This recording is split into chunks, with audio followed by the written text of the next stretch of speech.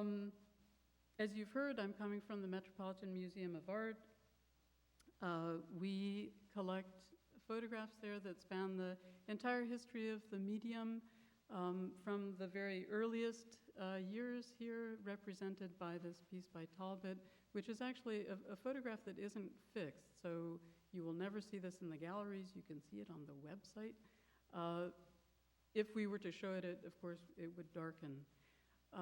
We collect photographs from all over the world. It's, what's called an encyclopedic collection, although I must say there are some parts of the world that aren't as well represented as others. And then we go up to the present day, represented here by this piece by Jim Welling, and on, I guess, into the future with new media, with digital imaging that's either represented by prints or sometimes not, that sometimes exists only in an electronic format, which brings a lot of interesting things to my table.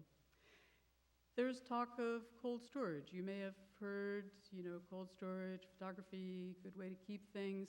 And indeed, I suppose, as a conservator, I would say, yes, to preserve everything, let's put them in freezers, let's keep them in the dark, don't let anybody touch them.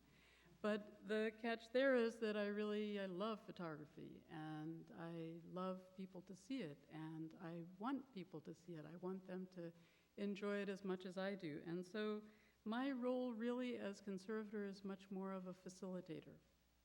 I'm there certainly to represent the art, but I'm there to make sure that it is shown and that it's shown in the best possible way, to the best advantage, and of course causing the least amount of damage.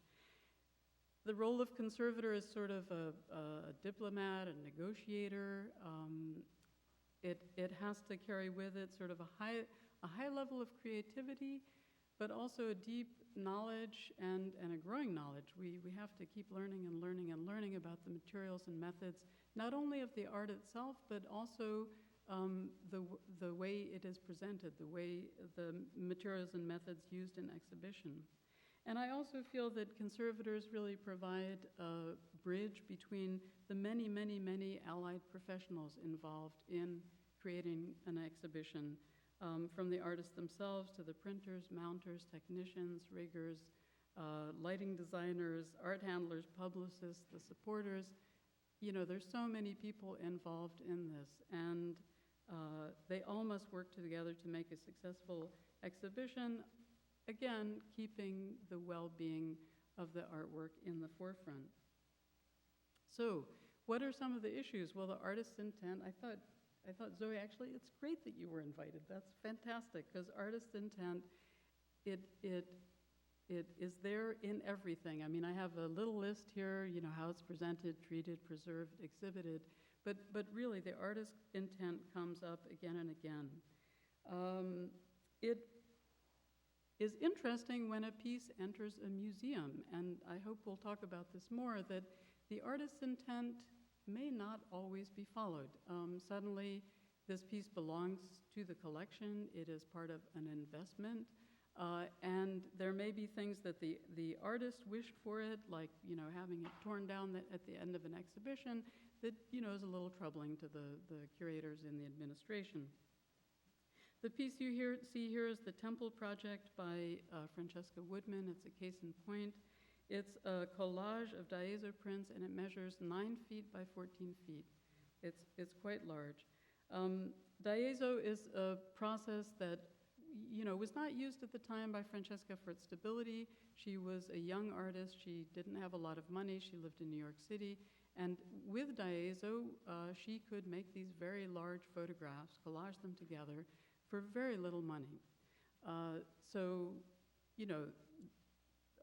At the start, the permanence of the piece was not a priority. I don't know how much you know about her work. She died at age 22. This was made in 1980. She died the following year. This was, one of her last pieces, and certainly in a way was a culmination of her work. PowerPoint is misleading, so I'm going to just give you a better sense. We actually unrolled the piece. This is probably the first time in about 9 years. It's a little bit difficult to handle, because the artist's parents, you see Betty in the blue pants and George in the yellow, wanted to come in with Marion Goodman to have a look at it. It does need some conservation work before it can be shown. It's very, very fragile. And so in order to show it, this is one of the photographer's studio upstairs from our lab. We had to carry the roll up the stairs. It wouldn't fit in the elevators that go to the studio. And then, it was unrolled on the floor. Again, these images, just to give you a sense of some of the things involved with this type of work. And there we are discussing it. Now, in a case like this, Francesca is no longer here. We have her parents to give us ideas about what she might have wanted. I've also spoken with colleagues, with friends of hers at the time, and that's where I got the story about how she wanted it torn down after the exhibition. Now, we're not going to accommodate her in that. And indeed, I only heard it from one friend, so maybe it was something she mentioned off the cuff. But we are working with the parents on how it should be presented. The parents also have been advising us. I mean, there are tears, there are creases, and so on. And they've suggested that it should be stabilized. The tears can be mended, but it shouldn't be flattened out and spiffed up and polished. It is what it is. Adam Foos has already been mentioned. I mentioned him just in a case, again, a piece in the Met's collection, black and white photograph. When it was created, it was intended to be shown without glazing. The surface of these black and white prints is absolutely gorgeous. I mean, it's really, really lovely. And for a while, we did that. We showed it without glass. And then at some point, the curator started having misgivings. I had misgivings. And there were new glazings coming out that were non-reflective. So we thought, hey, why don't we glaze this one in non-reflective glass is almost not there. And we did this without consulting Adam, I have to say. And coincidentally, I don't know whether it was within the same month or within the couple of weeks that we made this decision, Adam called and he said, I've been thinking about those pieces. I'm worried about them, and I'm thinking maybe they should be glazed. So we went, phew, that's excellent. Adam, what a great idea. And so that's an example of where the changing intentions of the artist happen by chance to coincide with our interests. He's interesting because over the years he has mounted and presented his photographs in different ways. He sometimes complains about this. He says, he clearly cares about how they're presented, but he doesn't want to be spending his time thinking about what the heck it's going to be mounted on and, whether it's glazed or not. And, I tend to agree with him. This series, for example, he was using a plastic laminate on the surface so that it could be shown unglazed. It appeared to be unglazed, but, there was something he felt was protective. This is a more recent view of him in gallery, and you see now that the pieces are framed. It's almost back to a very traditional presentation, glazing frames. But I've got to say, the way he has them mounted, they're kind of floated and they sit up off the base.